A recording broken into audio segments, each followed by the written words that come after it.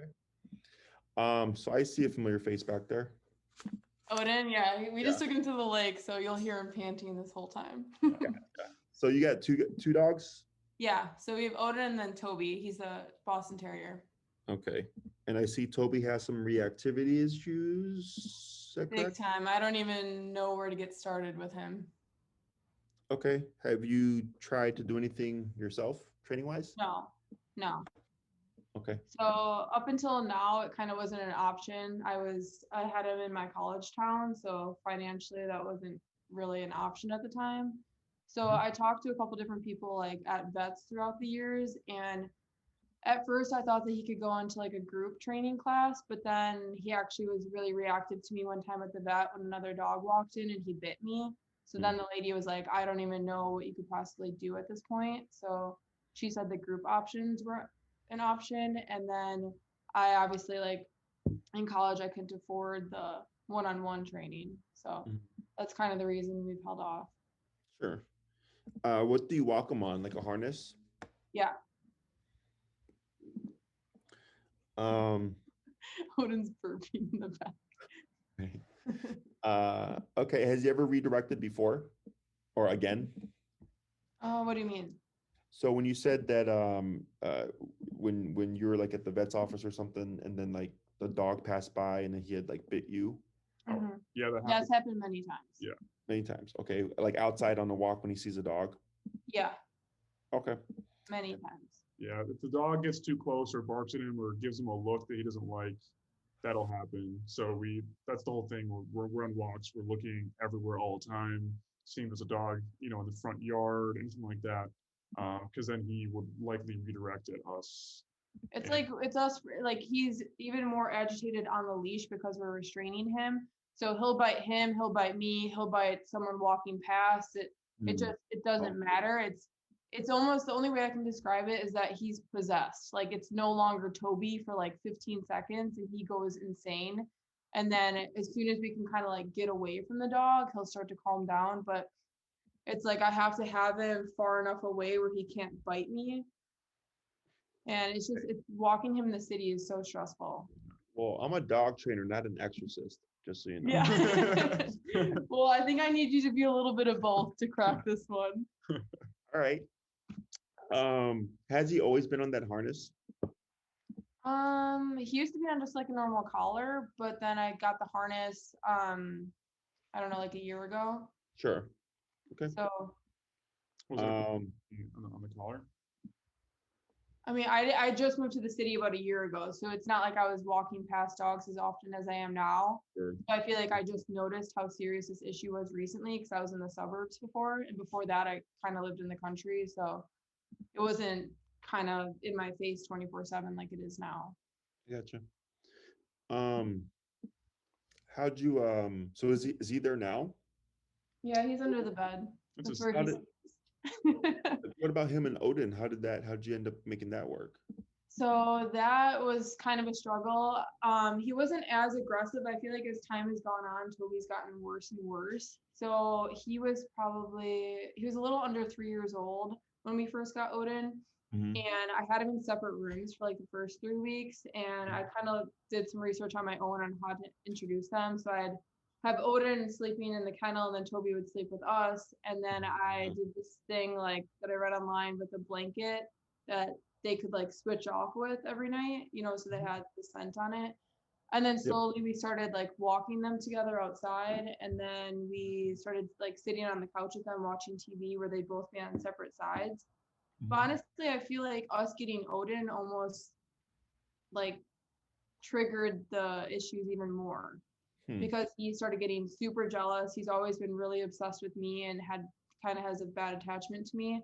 Sure. And then we'd yell at him constantly for being kind of like jealous of Odin. So it's just gotten way worse. So if I would never ever bring another dog in this house with how he acts now, but him and Odin knows to be really submissive and Toby's complete alpha male. So Toby kind of has trained Odin to bow down to him. So their dynamic works. Like they play all the time. They're best friends now, but I would never get another dog. It's not an option. Sure. Anything else? Another thing, since the day I got Toby, I got him when he was 3 months old from some weird lady off Craigslist, and ever That's ones. yeah, that I fell in love with him. He was so cute. So I overlooked all the red flags. But she had a male that lived with her, and when I went to go pick up Toby and pick between him and his siblings, I noticed none of the dogs would go towards that side of the room where that guy was standing. And then I slowly picked up over the months he was terrified of strangers, men to be specific, like loves girls, but as far as guys, if we have like a stranger walk in the house, like if he were to meet you and just walk in a room and you were there, he would attack you. But if you were a female, he wouldn't care. Yeah, for guys, was it tall guys wearing hats was a really specific trigger? That's how it started, and then it kind of just turned to be everybody. But once he meets guys a couple times and he earns their trust, then he likes guys more than the girls. Yeah. Gotcha. He's very specific about absolutely everything. Sure. Anything else? He has terrible anxiety. Like he's very triggered by any loud noises, lightning, fireworks. I feel like that's pretty normal, but his anxiety, he'll just sit there uncontrollably shaking sometimes. So I don't know. He's like vibrating. You touch him if he allows you to, and he's actually like his muscles are twitching, and his ears are pulled all the way back. He goes to a safe spot, which is either the back of the closet. It's a walk-in, so it's like just deep. He likes to have nothing behind him. He likes corners. He's under this bed where it's all enclosed. He's not always like this. Like he has the most goofy, funny personality, but it's just he has so many triggers. And if he's like, I guess another thing, if he's laying on the bed and he doesn't want to be touched and you go to like pet him, this doesn't happen all the time, but he kind of like gives you a look as a warning signal. But if you ignore that warning signal and you try to pet him, he'll bite you. Yeah. Well, we know those triggers really well. Other people don't. So it's just, I guess my biggest concern with him now, it's like I can't imagine us having kids in the future, and I don't even know what we would do because he's so reactive to so many different things, and then walking him in the city is just a complete nightmare. And I'm sorry, you said his triggers for the anxiety were lightning and what else? Like fireworks, any loud noises. If he hears people walking around in the hallways. So if he hears somebody outside in the hallway, he'll start shaking or he'll start barking. I mean, that's not one of the main triggers, but definitely he becomes more alert. Like more alert if some people are being loud outside. But I don't think that's a big one at all. He's not barking unless someone's knocking at the door. Or for example, he sold a couch like 2 months ago, and he heard these strange men. And if anyone's over that Toby doesn't know, we obviously have him in the bedroom with the door shut. And he heard these strange men, and he started barking as they were picking up the couch. And so Dave walked into the bedroom and told Toby to like, shush, be quiet. And then he was reactive for whatever reason at that point. No, so the guys took the couch. They were gone. I opened the door, cracked it open to see how he's doing. He was just sitting there looking up. And I was like, all right, shush, you're good. All right, close the door. Went back out in the main living area. And then I went back inside the room, and he was in the safe spot in the closet. And he was laying down. And I was like, I was going to, make him feel better, pet him, whatever. He was still pissed off, apparently. And so this is the first time when he's like really attacked me, but like I went to go pet him and he lunged so hard at me, like I have a scar on the back of my leg right now. So he drew blood through pants. So, but that was 5 seconds. After that, he was just normal Toby. And he apologizes. Like he acknowledges what he does. He immediately, after like he's done being possessed, he is saying sorry. So that's why I feel like it's multi-personality or something. Like there's just like a little demon inside of him. Anything else? Picking him up? Oh, that doesn't. No. Yeah. I don't know. Okay. Like what questions do you have for us? No, that's pretty much it. Like just getting a feel for Toby and stuff. And how much does he weigh? About 32 pounds. Okay. And he's 5 years old? Yeah. Okay. So I guess I also should mention, when I first got him, so I got him when he was 3 months old. I made such an effort to take him to the dog park every single day, and he was the most popular dog at the dog park. Everybody loved him. And then he had this one bad encounter when he was about a year old. Unfortunately, it was a pit bull. Picked him up kind of by the ear and like dragged him 10 feet. And it wasn't anything like super serious. He had like a little scratch on his ear, but it wasn't anything where the dogs had to go to the vet.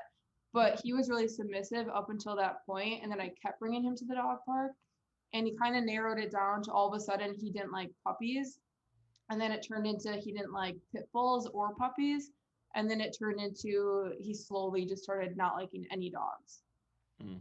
So it's slowly over time. I feel like at that moment after that dog fight, he kind of realized that he could be the dominant one, and then he started lashing out slowly at the dog park, and then I just had to stop taking him altogether.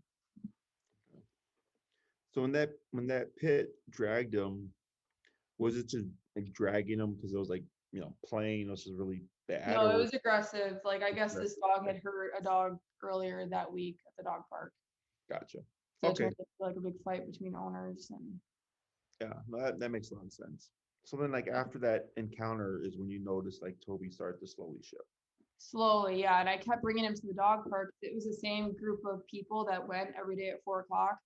And they told me, keep taking him, keep taking him. You don't want anything to come of this. Him, become fearful of other dogs. So I kept taking him. And then after a couple encounters where he was starting to scare me, I didn't want him to hurt other dogs. Then I just stopped taking him because it wasn't worth the risk anymore. Sure. Okay. I would say up until I got Odin though, he would never think to like bite his owners.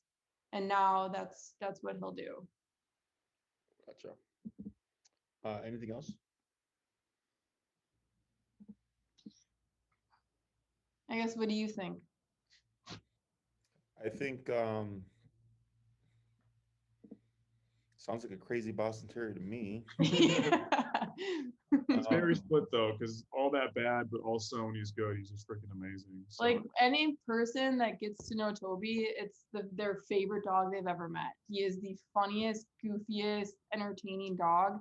But to us, like the good outweighs the bad, and everybody sees that once they get to know him. But he definitely puts a burden on my life and has for years now. And it's very hard for us to like go out of town because I can't trust anyone watching him. Sure. So well, I don't know if I want to watch them. yeah.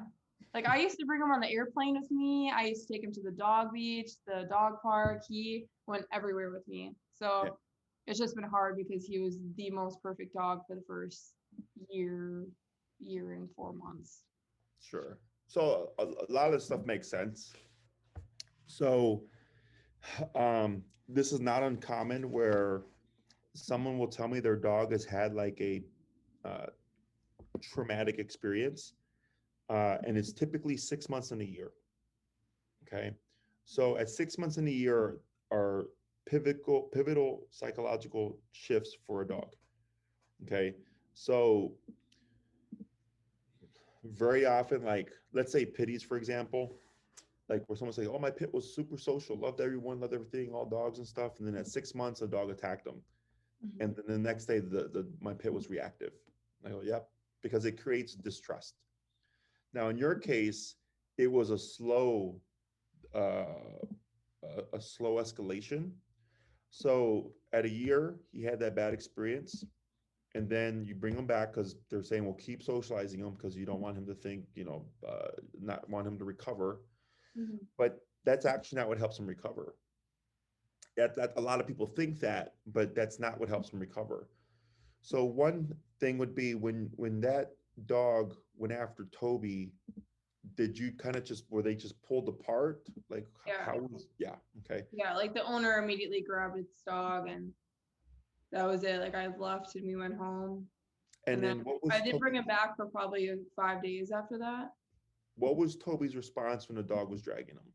He was just really submissive. He was just laying there and taking it. He wasn't vocalizing or anything like that. No, he's not a vocal dog.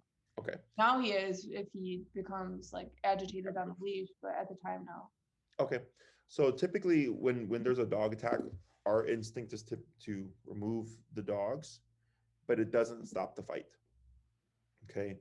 So like I get clients whose dogs fight within the home, And first thing they do is they pull the dogs apart and they just separate them, which is like the worst thing you can do, because later on when they bring them back out, the last thing they remember is we were trying to kill each other.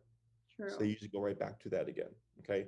So if what I tell the people, technically what you're supposed to is completely disengage the fight where the dogs decide to stop fighting. Doesn't that get really dangerous? If you don't know how to do it correctly, like if somebody does it obviously incorrectly, I get it, but I'll tell them like, I understand why you did it that way, but this is how you would actually do it, because the dogs are left with tension. Okay.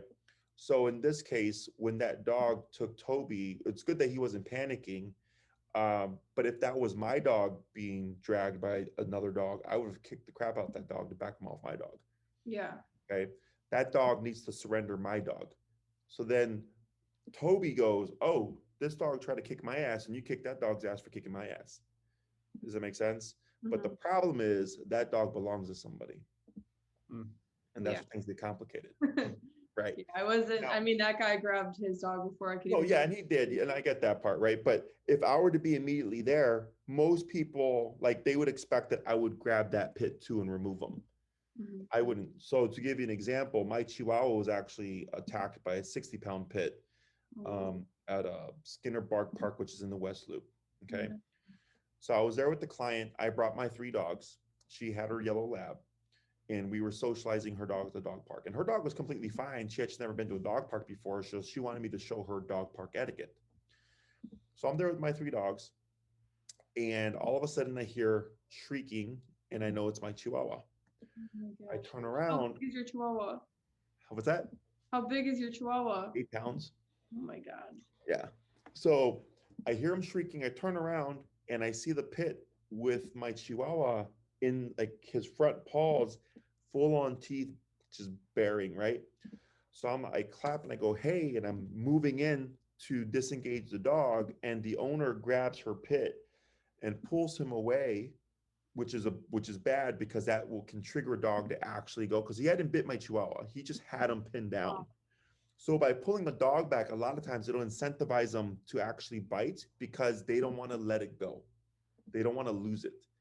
So she pulled him away. She didn't say sorry. She didn't ask if my dog was okay. Didn't even acknowledge me, right? She just walks off and takes her dog. So I'm like, okay, my Chihuahua's fine, whatever. He shakes it God. off. He keeps going, right? But now I'm keeping an eye on this dog. So she just goes and she's just playing with her fetch with her dog.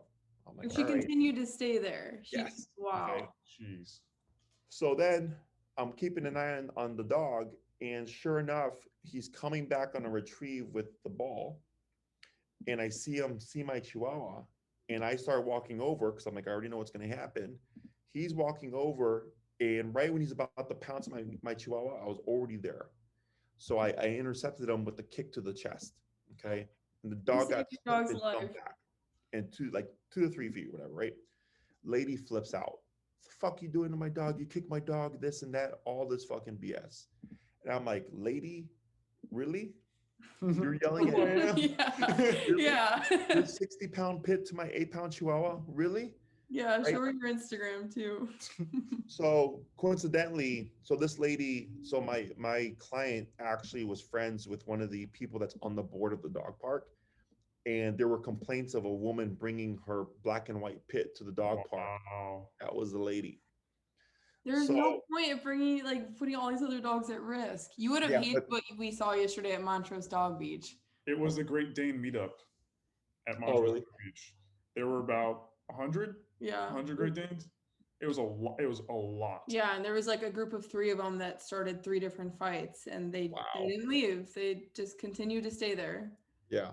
So unfortunately, there are some people, one, that don't recognize that they shouldn't do that, right?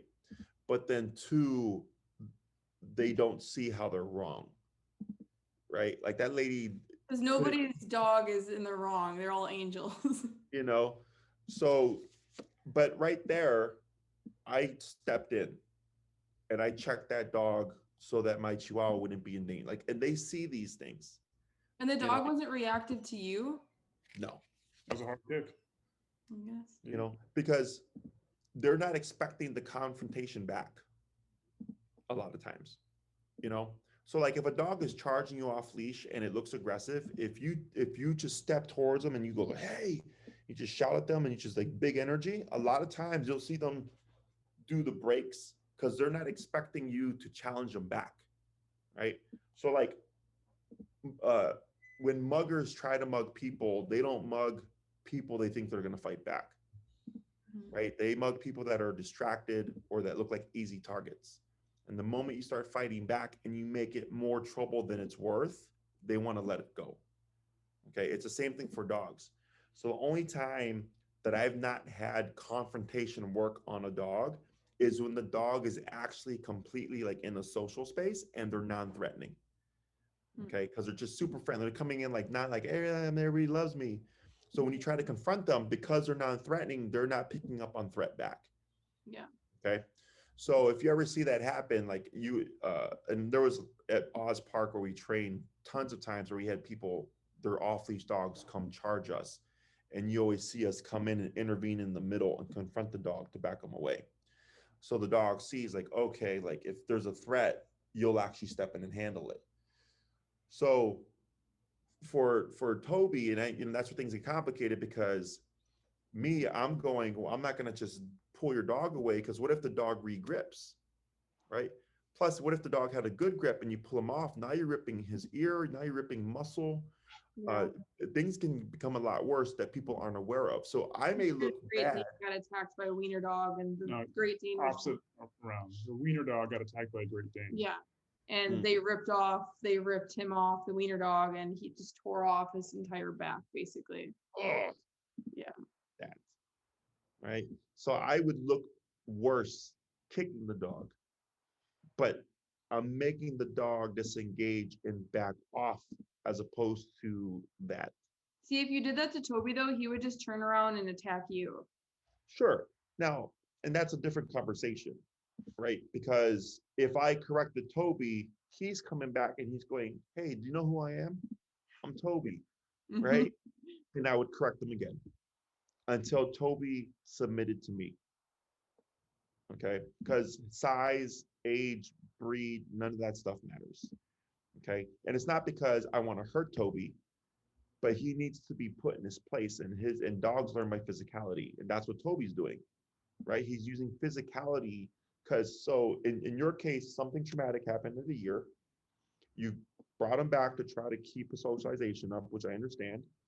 You saw it started at one point and he saw that it was working, and then it became another thing and another thing and another thing because his ego just keeps growing, Yeah, that makes right? sense. Because he's getting all these wins, so he has a false sense of confidence. But I mean, it could be at a point where he's like legit because he's thinking, well, should I've done this so many times?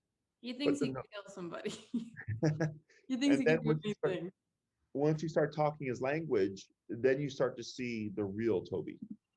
Okay, once Toby starts to get bit himself, then we start to see what he's about. Okay, so because you guys were referred by Neri, is that correct? Yeah, With Bane, yeah. yeah. So, I use e-collar and all that stuff. Mm-hmm. Yeah, Talk to me about it a little bit. yeah. So the way this would work here with Toby is people typically think when we get a case like this, we make the dog be bad, and then we punish them. Okay, that's not how it works. What we do first is with the leash reactivity, the harness actually is making the problem worse. Okay. Harnesses promote reactivity because it creates agitation. The same thing with like just a normal collar, or is a harness With the different? normal collar, it's technically the same, but with the normal collar, you would have more control and leverage. Okay. Because you have control more of the neck area. Within the harness, it's on the chest. And when Yeah. you're pulling it on the chest, it creates a lot of pressure here, which creates agitation and frustration. Okay. So But like on the neck wouldn't really do that? with the neck, it can, because if it hits the base of the neck and he's going like this, it's similar. It's just that when you try to move him, it's more immediate because you're around the head as opposed to on the body. Okay. Okay. So when we do protection training, which is training a dog to be aggressive to a human by command, we use harnesses. Okay. So you'll see someone holding like the German Shepherd or the Malinois on a harness, and they pull back, and then you got another guy in the front who's like being suspicious or like doing things to agitate the dog. So when the person's pulling back, the dog's like, "Hey, I don't like this person," and they start snapping and biting and barking because we're creating frustration because they want to get to the threat, but they can't. Yeah. And then once we do that enough, we start to let the dog go to bite the person so that we can train it, right? So then for people, when their dog's being reactive, This is Toby. He's a cute one. when their dog's being reactive, they start to pull back on the harness, and it's creating more frustration and agitation because now he can't get to the target. Okay. That makes sense. So here, the first thing that we would do is teach Toby how to walk correctly on a leash. Okay. That would be on a normal collar fitted with the e-collar. Have you seen like Neri or Lod walk with Bane? No, I've never met Bane in person. Okay. So my style of training is very strict. If I take 5 steps, the dog takes 5 steps. I take 3 steps, the dog takes 3 steps. I take 1, they take 1. I stop, they automatically sit. Okay. I don't care where you're at. I don't care if you're in a Home Depot. I don't care if you're in a busy neighborhood. I want that level of focus because the discipline helps Toby learn how to relax and walk by people and walk by dogs and not be reactive. Okay. So, and it's not the obedience that's helping Toby, it's the discipline. Okay. So the e-collar is a muscle stimulator. Have you ever been to a chiropractor or physical therapist? Chiropractor a long time ago. Do you know the machine with like the circles that they put on the muscles to twitch the muscles? Have you seen that? Yeah, like the patches. Yeah. Yeah. Okay. Okay. So that's an e-collar. So people think e-collar is electrocution. That's incorrect. E-collar is simply a miniaturized TENS unit, or which is that, device that we just described. Okay. So all it does is it makes the muscles contract, but there's a level of discomfort to it. Okay. So when you're pressing the button, it's contracting the muscle. And I like to think of it as like a bite on the button. So for Toby, we would teach him what to do first, and we want to see what does that fix, right? So on class 2, when I would see you again, I'd ask you like how to go this week. And you might say like, "Hey, Jesse, like he was a lot better. Like he stopped lunging at people, but he would still lunge at dogs if they barked at him." And I said, "That's okay. That's normal. We're going to make some adjustments and we're going to keep practicing." Okay. But it's the fact that you're doing the contractions and like biting him when you do the training that helps Toby relax and learn that he can walk past people and dogs and not be that way. Okay. Yeah, I feel like at first my first thought is that it would make him more aggressive though initially. No, it's how you apply it. So what most people would do is they would put the e-collar on the dog, they would go outside, and when the dog is being bad, then they would press the button, right? And that can potentially make the dog worse because the dog doesn't know why it's happening. Okay. So we have to teach Toby what the e-collar is and what it means. Okay. Because he's not meant to have his muscles contracted. That's why we use the heel or the leash walking exercise to teach him, because it teaches them how it turns on and how it turns off. Okay. So we would teach this. I mean, we could teach it anywhere technically, but for the human, it's easier if you're like in a more quiet, empty environment, because it allows you to learn the concept, but it also allows us to teach Toby without like stressors around. Yeah. Okay. Now, if it happens that somebody walks by, it's no big deal. We can work on it, but we don't go looking for the problem first. We teach Toby what to do first, and then we start to see how does it affect the problem. I Okay. think we'll see like if we're at your facility, because Toby in unknown places, he'll literally just like we said, start shaking, and he gets like so close to the ground and he'll army crawl to like the nearest door. So I think I feel like this will be a very long process. First, like we need to warm him up to you because you're a male, and then we need to warm him up to the no, not at all. No. How would That's gonna be- the initial introduction? I'm sorry. How would we do that initial introduction for you two? So are you looking to one, do like a board and train, or two, private training? I don't know if you could handle a board and train. Well, he'll be fine. It's can you handle the board and train? Probably not. I don't think so. So I the mean, reason why, hearing everything that we told you from his background, what do you suggest? Like, ideally, how do you think we can fix this? And do you think, like, what do you think is fixable and what is not? Because there's so many different components. So I'm yeah, just the thing that I can't fix is how he feels about lightning and fireworks and loud noises. which that's fine. Like I know dogs hate fireworks. Like he's Yeah, just it's the very norm. I mean, you Yeah. can help him to handle it better, but the Yeah. leash activity, so the redirected aggression, which is where he bites at you and stuff, is because he's overwhelmed. Mhm. Okay. So when you calm him down and we're not getting reactivity, then we're not getting redirected aggression. Okay. Okay. So because these are the aggression, the reactivity and stuff, they're all symptoms of a problem. They're not the problem. Does that make sense? Yeah. So here, because I've done this for over 10 years and it sounds complicated, but it's very simple. One, It just seems like unfixable and like even talking no, right no, now. I have some, I've had some extreme cases. And could I get them back to 100% like normal dog? No, because that's not, no one can make, like no one's perfect at everything, right? And like at what they do. But I get the owner to the point where they can have an enjoyable life with their dog and they have control.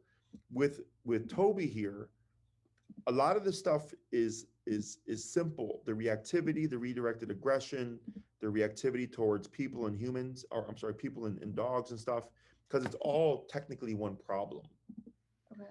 The difficult part would be if you wanted Toby to be like a dog park dog again. And I've kind of, that's what we were talking about before this started. I've kind of almost accepted the Toby I once had, I'll never have again, where I used to be able to bring him anywhere and he could be off a leash. He was perfect off a leash, listen to me, play with every dog he met. Like I've kind of accepted that won't happen again. I just want to be able to, like you said, live my life comfortably. And in the city, like we only can take him to so many parks, to exercise him. So I want to be able to go there, enjoy your time at the lake or at Humboldt Park or whatever it is, and not be on constant lookout and then be fearful of myself or of Dave, or if my sister's there and he turns around and bites her, because that's happened. Mhm. It's not like I love him so much, but my life with him is not enjoyable when we're outside the home. No, I get that. And you're not the first person, you're not going to be the last person. Mhm. I see this stuff all the time. You've seen a similar situation to Oh yeah. I mean, I got a case right now. You can go on my YouTube channel and look up Doug. Doug? Yeah, Doug, he's crazy. We've made a lot of progress with that dog. A lot of progress. He was on three types of drugs: trazodone, gabapentin, and fluoxetine. Okay. He was All at still once? crazy.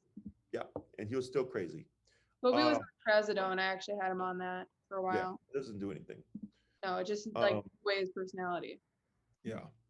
And then I think we had one class, maybe two, and the lady came and she's like, you know what, Jesse, we went to the veterinarian and they would normally have to sedate the dog. They didn't have to sedate him. Even to go to the vet?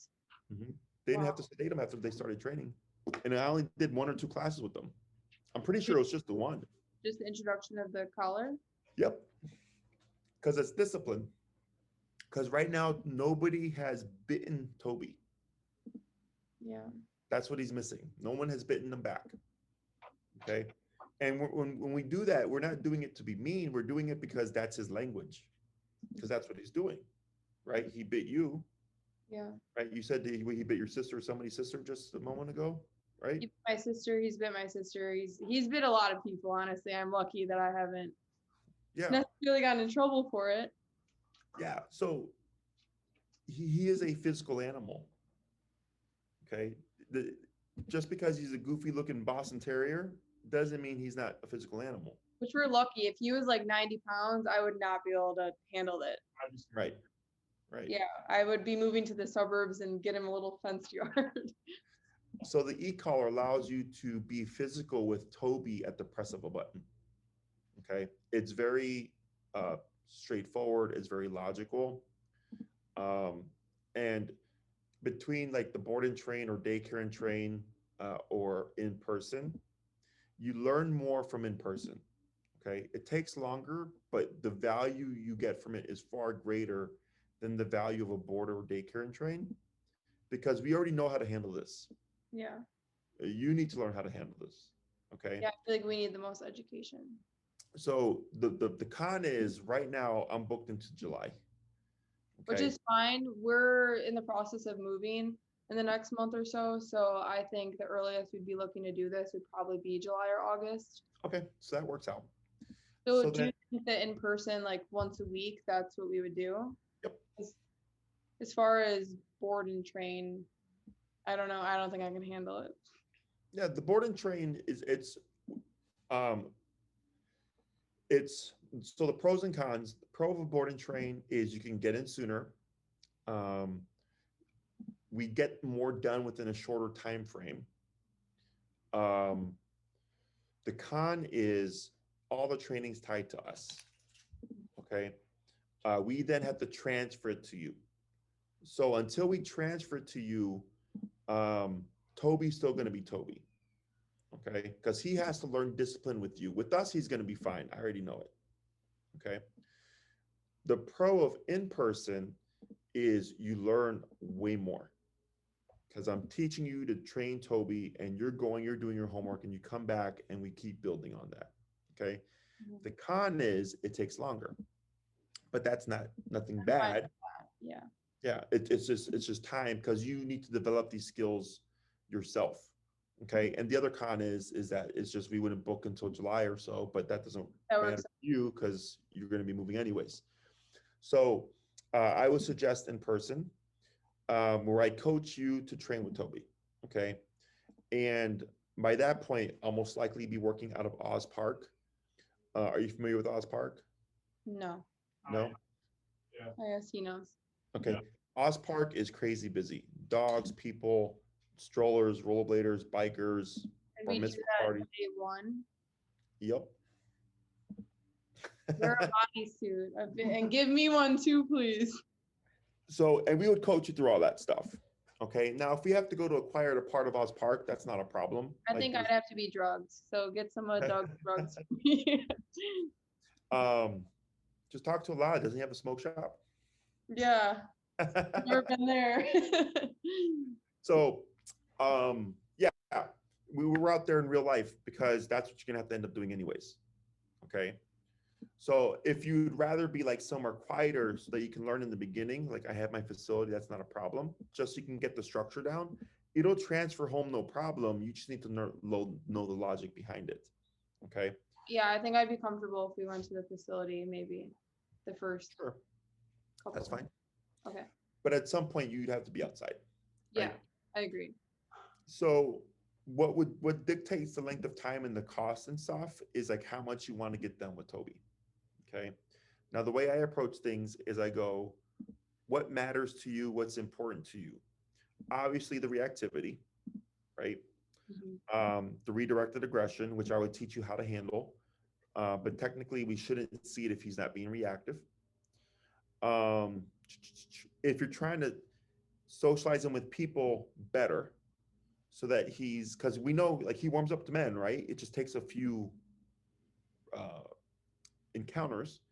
And I've noticed that like anytime any new person comes in the house, I kind of have them sit on the couch first because he's way more threatened when a guy is standing.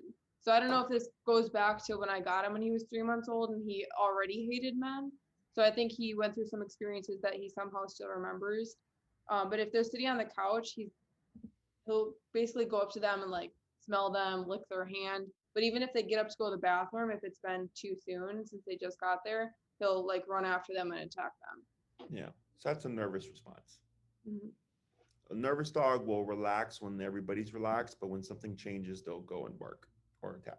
Then the weirdest thing ever, a couple months ago, it's been really difficult with the vet situation with the curbside pickup because I have to explain all these little things to them.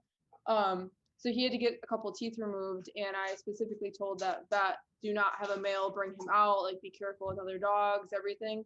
And they didn't listen to me, and they had a male carry him out to my car, and I guess he was perfectly fine with all the males at that facility. Mm. But then if I were there, he would have, I don't know if it's a protective thing too. Because I was gonna say, you give them something to protect. Mhm. Okay, so that makes sense. But with your case, so we have the reactivity, right? Then we have socialization with people. Mhm. That'd be like at least an easier or more effective way of socializing with people, because he can obviously do it, just takes time. Yeah. Um, I wouldn't worry so much about him socializing with random dogs. But if it was like a friend's dog, that's different. I guess I should tell you too quickly. There was a big group of dogs. Like a lot of my friends in college had dogs, and all the dogs that he had met prior to getting bit, he Yep. still loved. He loved them. It was just any new dog. So that kind of sucks now that I live in Chicago. I'm no longer in the college town, so he doesn't see any of those dogs anymore. But if you were to see them today, he would still be fine with them. Yes, and that's super common, because it's everybody he met until the incident is in the circle of trust. Everybody after that is now he's suspicious. It's I hear it all the time. Okay, so the way I would approach this is, if you just care about the behavioral stuff, okay, you just want to be able to like walk Toby, have Toby be around your friends and maybe your friends' dogs, you're like in the 6th class range. Okay. That sounds like a dream. I can't imagine. If you want more control, then you'd be more in the 9 to 12 class range. Okay. What do you mean by control? What would that entail? So there's 6 commands: sit, stay, down, come, place, and heel. And these commands are meant to be functional. They're meant to allow you to do more things with Toby. But it's only how much I teach is contingent on, are you going to use it? Okay. So if you did the 6 classes, the first thing we have to teach is heel, which is how to walk on a leash. Okay. Because that's going to be the primary tool for addressing all the reactivity stuff. So heel is typically 2 classes. We teach the first class. You come back week 2. I ask you some questions. How's the reactivity? How is his behavior? Jesse, it's night and day. He only barks at dogs that bark at him, or he only barks at rollerbladers or whatever. I go, okay, good. We made a big chunk of progress. We're going to teach the second half of heel. We're going to make a couple of adjustments. Go do your homework. We'll see you in a week. Okay. You come back, everything's going even better. I go, great. For the third class, we could do a couple of things. One, we could work on when guests come over, how to do that correctly. Or 2, we can work on how do we introduce Toby to like a friend's dog. Okay. Where would that one take place? Most likely at a park. Okay. Okay. Now the one with people coming over, I'd most likely send my trainer Enrique to do that. And he would do that lesson where he would come in and he would coach you on how to handle guests coming over and stuff. And then you would repeat that exercise with your guests. Okay. It's pretty straightforward. It's just knowing how to do it. Okay. Then so those are kind of interchangeable. We can do either or. Okay. So then class 4 is the opposite one, or the other one that we haven't done. On class 5, we would, see like how are things going. Unfortunately, like if we teach you how to socialize Toby with another dog, but you're unable to like repeat that within the week, like we won't know the progress, right? But you'll know how to do it correctly. So then it's just do it when you can do it, or whenever you have the opportunity to. Okay. I would just be so fearful at that point if something were to happen. Yeah. So then the suggestion would be, if you're afraid of what Toby would do, like if he would like attack the dog or whatever, the suggestion is that you muzzle condition Toby. Sorry, I need to look 1 second.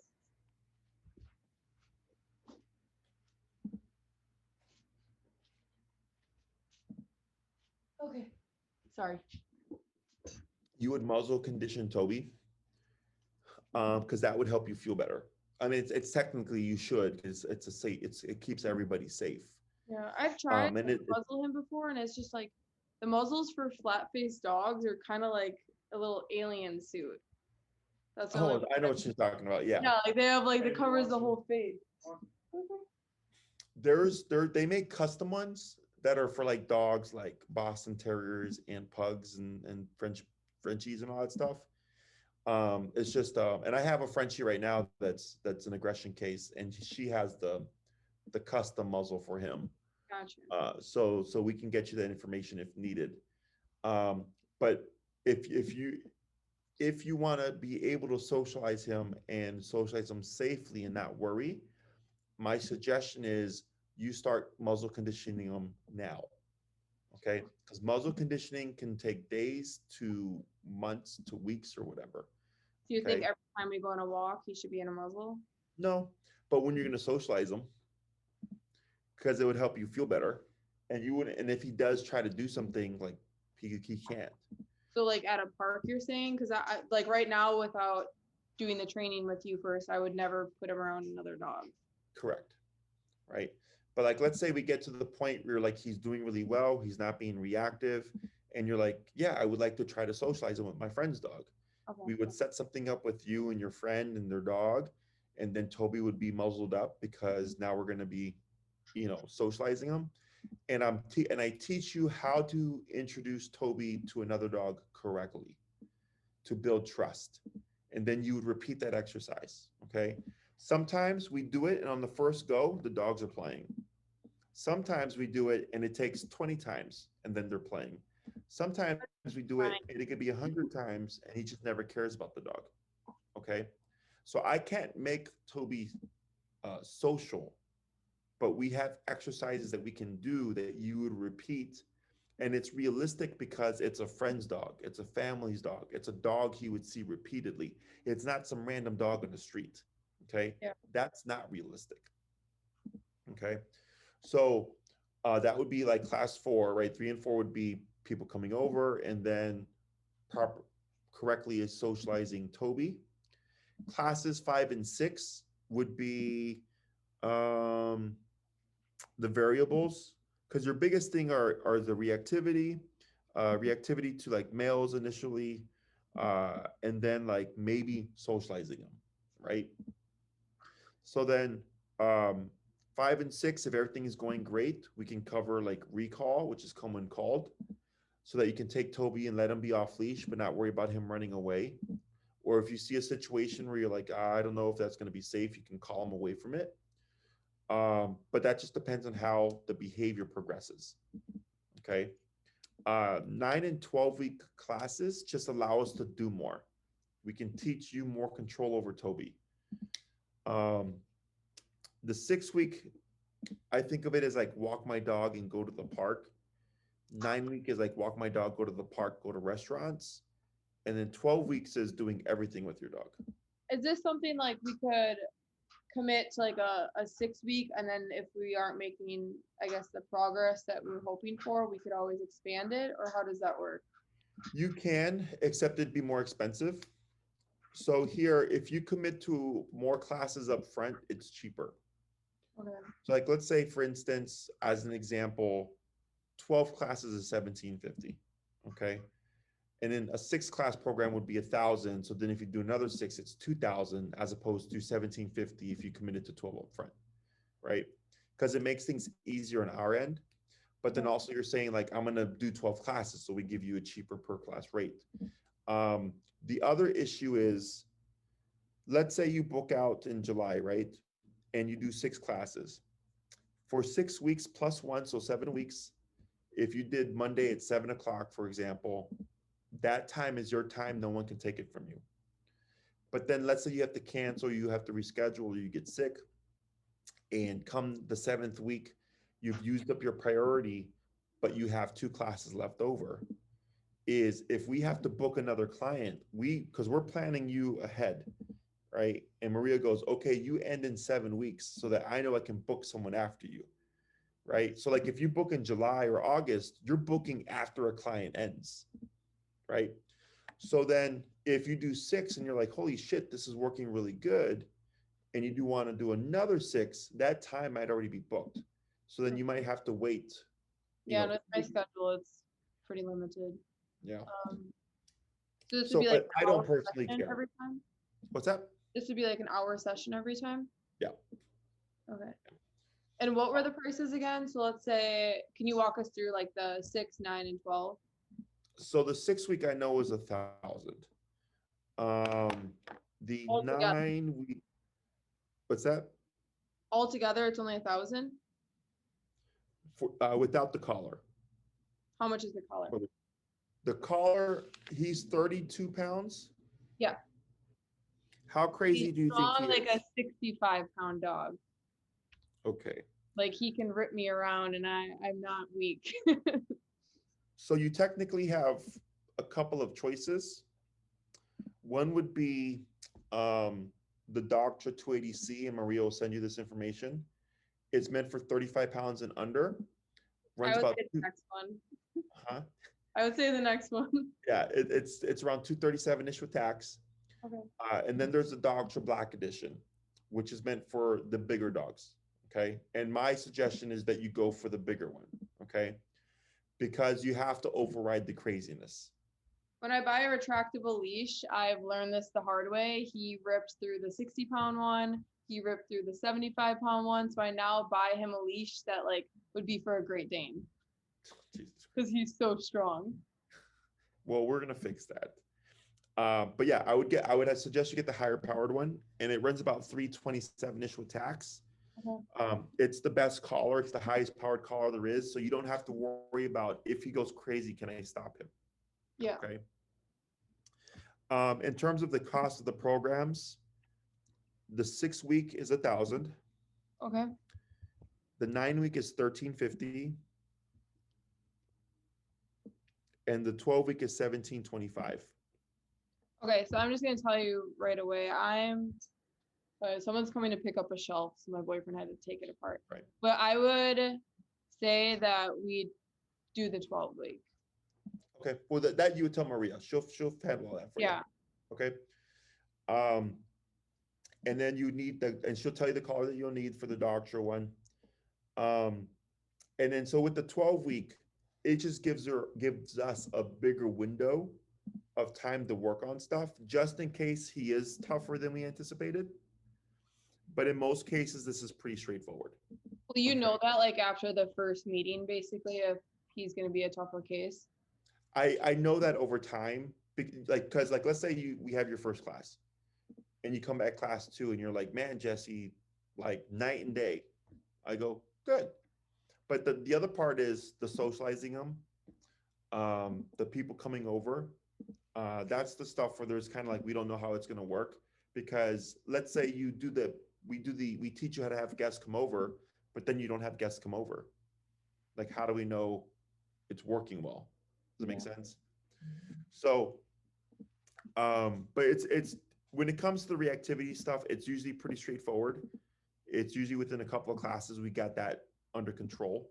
It's the other stuff like building trust with the friend's dog, or like acclimating to like people on the first go, as opposed to after, like, I didn't even have that in mind. Like the reactivity reactivity alone is a dream come true for me. So that was me saying I'd be 100% happy with your training, was just handling the reactivity. So if we're able to do even beyond that, I can't imagine. So. Oh yeah, if you're doing 12, you're gonna get a lot done, like a lot done. Okay. You just have to be willing to do what's needed. Okay. So what that means is if he's going cuckoo, or he goes into possession mode, and I tell you got to go to 100 to stop him, and then when you come back and I'm like, how'd it go this week? And you're like, oh, it was really bad, Jesse. And I go, well, how high did you go? And you say 50. I'm going to say 50 is not 100, because your dog needs 100 to stop the behavior. That's what inhibits people, is they're not willing to go as far as needed. Well, Okay. dogs at one point with the collar, sorry. Will they like fall over because it's so much? Like what happens when you, like what happens when you do the full amount? It depends on the dog. I mean, they usually just have a really big reaction, like, "Ah," you know. Yeah, they don't like I just don't like know if we need to go they like don't just pick him up. die. If they died, I wouldn't be here. They'd be people doing me. You killed my dog. Yeah, no, it's and if you want to Yeah. know what this looks like, if you go to my YouTube channel, my website, and you click on a video. So actually, a good one would be. Have you watched any of our videos on YouTube? You watched them on your Instagram. I follow Okay, you. So you said dog was one of them. Doug. So if you go to my website, click on the video. I believe on the homepage, you're gonna see a video if you scroll down a little bit, and you'll see a pit bull like smiling in the sun. Okay, and it says like reactivity in one class or something like that. Click that video. That's a Okay. good video. Okay, and that was a dog that was reactive towards everything as well. And I got that done within the class. The problem with that client was they felt bad because their dog needed like 80 or 90 or something to behave herself, that they would always go down lower on the collar. Hmm. And I kept telling them, but your dog needs 80 or 90. And they were like, but but we're hoping she'll learn to be a good dog. I'm like, that's not how it works. Okay. I'm like, you make her be a good dog by using it at 80 or 90. Okay. But I got the result within a class. They just couldn't maintain it because they weren't willing to keep it where they needed to. They didn't like hearing the cry or whatever it was. The dog didn't even cry. Oh. It was because, so the collar maxes out at 127. That's the highest, 127. But because they're a human, they're like, man, 90 out of 127, that must be really bad. So they were thinking about it too much. But the dog wasn't yelping. The dog wasn't in any physical discomfort, like in that sense. It's what she needed in order to behave herself. But they weren't comfortable with that. So is the hardest part about your job is training the owners? Yeah, because people are soft. Yeah. I'm a softie. I saw that coming. I'm the enforcer probably on this one. I'll learn to be, I promise. Well, once you start to see the progress, for the most part, like it's motivator of like, okay, and you're doing it for his benefit, you're doing it for your benefit. Like it's not healthy, right? It's not fun to like dread walking your dog because you're like scared about what's going to come around the corner or whatever, Yeah. or what happens if he bites the wrong person. Like I had a lady. Thoughts that go through my head 100 times a day. She didn't let me. I had a walk client. the first 6 months. She wouldn't let me. Like she didn't trust me. Sure. Walk him without me being there. Yeah. No, I had a consultation where their dog bit this old lady walking past them. And then like it didn't seem like a big deal, but then the lady had to go to the hospital, to the ER, because it was like infected, because she was like 80, 70 years old. Yeah, they don't heal. So then it became a bigger problem than just like a nip. And this is just something that just happened. Did the cops get involved at that point? I don't remember, but I remember so I didn't train them because they were uncomfortable with the e-collar. I'm like, but your dog just bit this old lady and sent her to the ER, like, Yeah. so, but yeah, I've dealt with this a lot of times, but if you want to get more insight on it, just go to our YouTube channel. Okay. Lake is the dog, the pit bull that I was telling you about. Doug is the other one where you'll see how crazy Doug is. And then it'll just kind of give you a feel for things. I'd say he'll be one of your top videos. So I got my 7:30 coming right now. Okay. Maria will get in contact with you. Just a heads up, there's a 5 to 7 business day turnaround because she's got to handle all the consultations and other onboarding clients before you. But then she'll get to you as quickly as she can. Okay. And just to confirm real quick, you said it was $17.25 for the 12-week and then about $300 for the collar. Yeah, about 325-ish, I believe, with the collar. Okay. And then do you know offhand real quick if like you do have availability on Monday nights, like in July? Well, if you're booking in July, I don't see why not, but Maria will know that.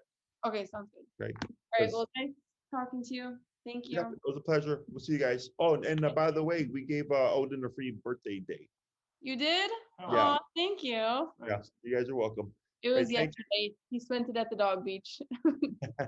Take care Thank now. you. Have a good night. Bye bye.